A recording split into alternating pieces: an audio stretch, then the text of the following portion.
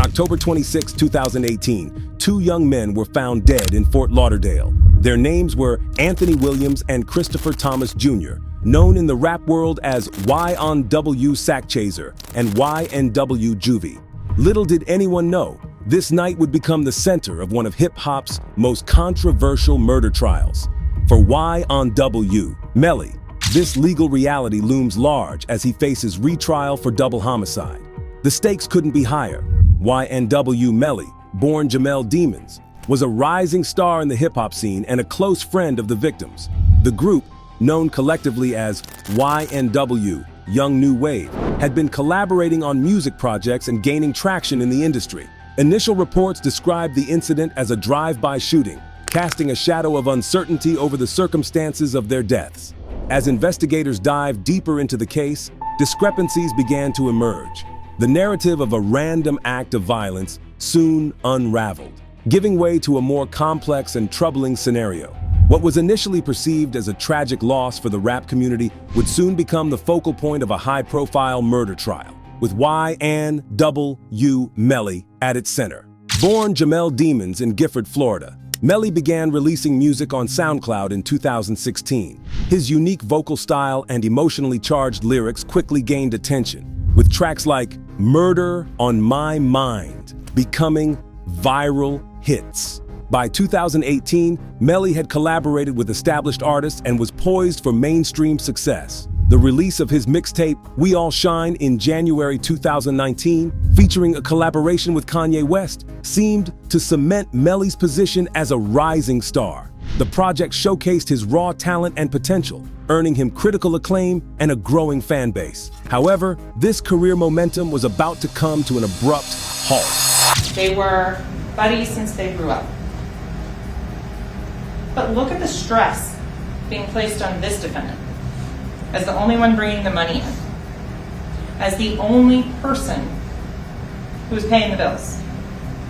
In the aftermath of the October 26 shooting, police initially treated the deaths of Anthony Williams and Christopher Thomas Jr. as a drive-by incident. Melly and YNW Bortland, whose real name is Cortland Henry, claimed they had been victims of a random attack. They stated that unknown assailants had opened fire on their vehicle, resulting in the tragic passing of their friends. Did there come a time that you were woken up before you got to the house?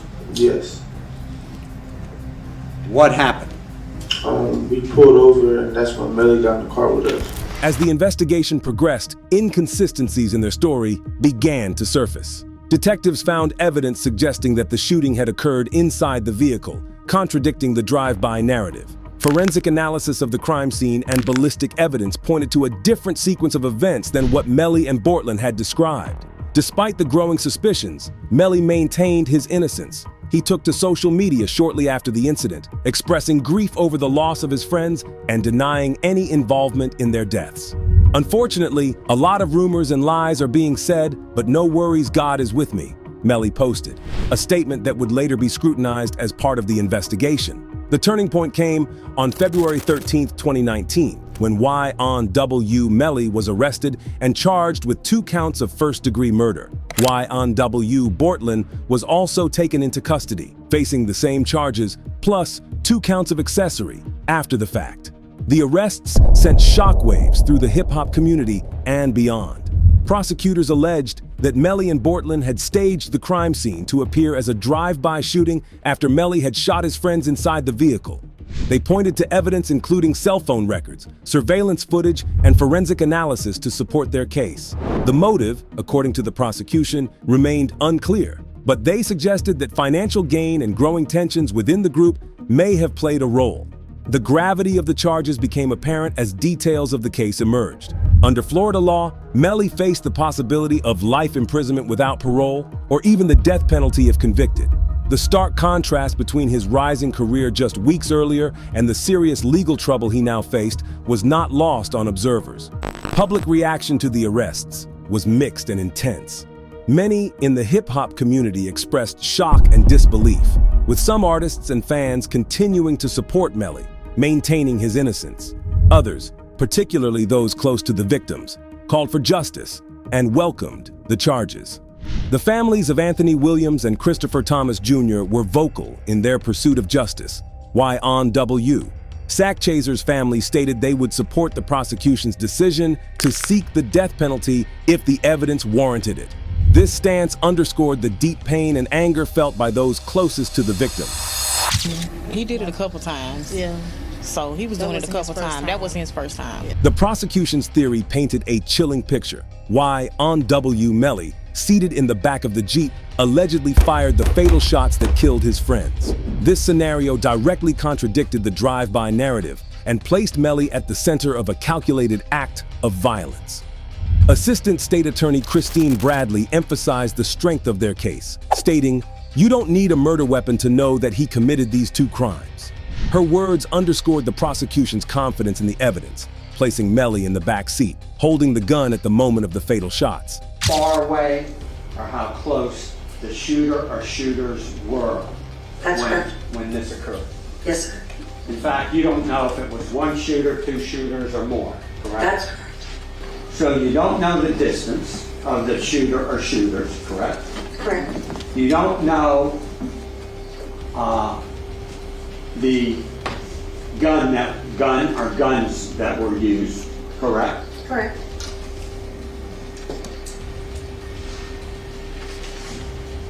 You don't know if the clothing was collected and examined, That's not part of my job. okay? And you don't know if the hair or the dreadlocks were examined by anybody from either the Miramar Police Department or the Broward Sheriff's Office, correct? That's correct.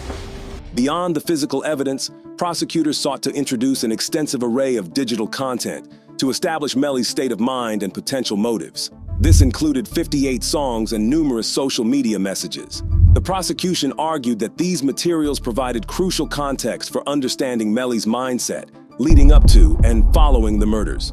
One piece of digital evidence stood out: an Instagram exchange where Melly allegedly confessed. Prosecutors pointed to this as a significant admission of guilt, though the defense would later contest the context and interpretation of such messages. On October 26th of 2018 at 20:02:18 UTC, what does the YNW Melly account state? I did that with a smiley emoji. In terms of what was that in response to from the PZ Gambino account? Ooh. The PZ Gambino account asked him if he was okay, and his response was, I did that, and placed a smiley face emoji. The use of rap lyrics as evidence in criminal trials is a contentious issue, and Melly's case brought this debate to the forefront. Prosecutors aimed to use songs like "Murder on My Mind" to demonstrate Melly's state of mind. Critics of this approach argue that it unfairly sways juries and perpetuates racial stereotypes against hip-hop artists. The debate surrounding the use of artistic expression as evidence raises questions about the intersection of creativity, personal expression, and the legal system. To further build their case, the prosecution introduced testimony from a gang expert. This expert suggested that Melly's alleged gang affiliation could provide context for the motives behind the murders. While the exact benefit to the gang wasn't detailed, the implication was that the killings were somehow connected to or motivated by gang culture. The prosecution's narrative stood in stark contrast to the initial claims of a drive-by shooting. They argued that the evidence pointed to a premeditated act of violence within the vehicle, challenging the randomness and victimhood initially claimed by Melly and Bortlin. As the case progressed, the prosecution's theory evolved into a complex web of evidence, motive, and alleged confessions. They painted a picture of YNW Melly not as a victim of circumstance, but as the orchestrator of a violent plot against his own friends. The suggested motive, while not fully clear, hinted at financial gain and growing tensions within the group. The use of digital evidence, particularly rap lyrics and social media posts, opened up a broader discussion about the nature of artistic expression in hip-hop and its potential legal ramifications. Many in the music industry watched the case closely, concerned about the precedent it might set for using an artist's creative output against YNW them in court. As the prosecution built its case against YNW Melly, his defense team mounted a vigorous counteroffensive. Their strategy centered on challenging the prosecution's evidence, questioning investigative procedures, and presenting alternative explanations for the events of October 26, 2018.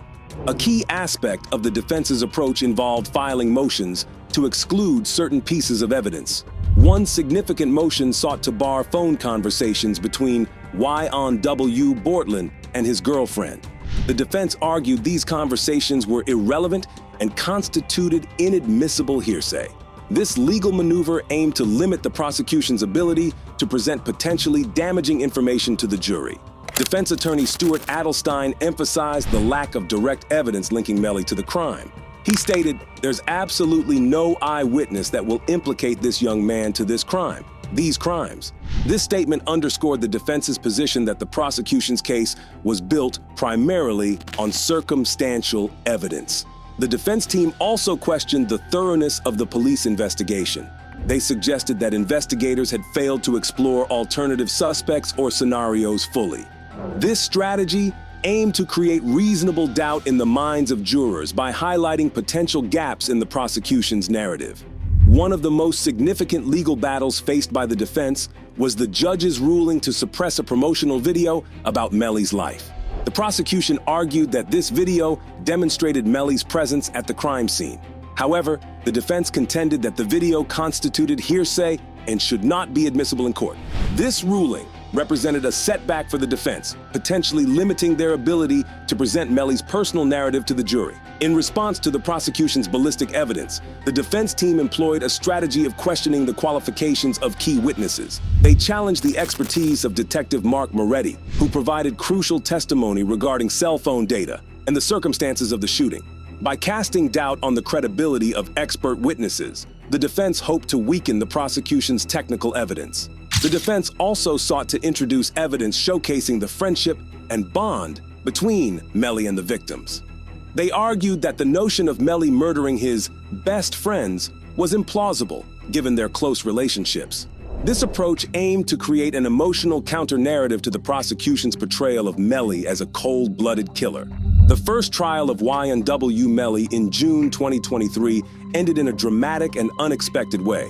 After 3 days of intense deliberations, the jury found themselves at an impasse, unable to reach a unanimous decision on the charges against the rapper. This deadlock led Judge John J. Murphy III to declare a mistrial, a decision that sent shockwaves through the courtroom and beyond. The immediate aftermath of the mistrial was a whirlwind of legal maneuvering and public speculation. Prosecutors, undeterred by the setback, quickly announced their intention to retry the case.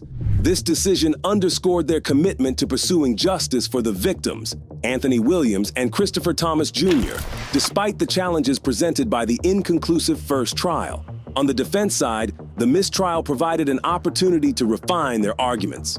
Melly's legal team, buoyed by their ability to prevent a conviction in the first trial, redoubled their efforts to challenge the prosecution's evidence and narrative. They focused on areas where they believed they had successfully created doubt among jurors, aiming to strengthen these aspects of their case for the retrial. The conclusion of YNW Melly's first trial left many questions unanswered, but the legal saga was far from over. As preparations for the retrial began, both the prosecution and defense found themselves navigating uncharted waters. The stakes were higher than ever, with new evidence emerging and the specter of the death penalty looming over the proceedings. The defense team, weakened by their ability to prevent a conviction in the first trial, faced new challenges in light of the prosecution's expanded evidence. They sought to exclude certain pieces of evidence, including a promotional video about Melly's life filmed shortly before the double murder. The video reportedly showed Melly holding a weapon and mentioned the deaths of his friends. The defense argued that this content should not be admissible in court. The judge's decision to suppress the promotional video marked a significant victory for the defense. However, it also prompted prosecutors to appeal, leading to an indefinite delay in the retrial. This legal tug-of-war underscored the complex nature of the case and the high stakes involved for both sides. As the retrial loomed, new charges emerged against Melly, including allegations of witness tampering. These additional charges added another layer of complexity to an already delicate case. The prosecution's decision to pursue these new allegations suggested a strategy aimed at painting a more comprehensive picture of Melly's alleged criminal activities. The potential for a death penalty sentence under Florida law cast a long shadow over the proceedings. This ultimate punishment raised the stakes to their highest level, intensifying public interest and debate surrounding the case. The possibility of capital punishment also brought increased scrutiny to every aspect of the trial, from jury selection to the presentation of evidence. The retrial has faced numerous delays and complications. The removal of a key prosecutor and ongoing appeals regarding the admissibility of evidence have created an atmosphere of uncertainty. These developments have not only affected the timeline of the retrial, but also raised questions about the strength of the prosecution's case and the fairness of the proceedings. As the legal saga of YNW Melly continues to unfold, the road ahead remains long and uncertain. Judge Martin Flynn has set a new trial date of September 10, 2025, pushing the resolution of this case even further into the future. The delay underscores the complexity of the legal proceedings and the high stakes involved for all parties. In addition to the unaliving charges, Melly faces allegations of witness tampering. A pretrial meeting for this separate case is scheduled for December 5, 2024.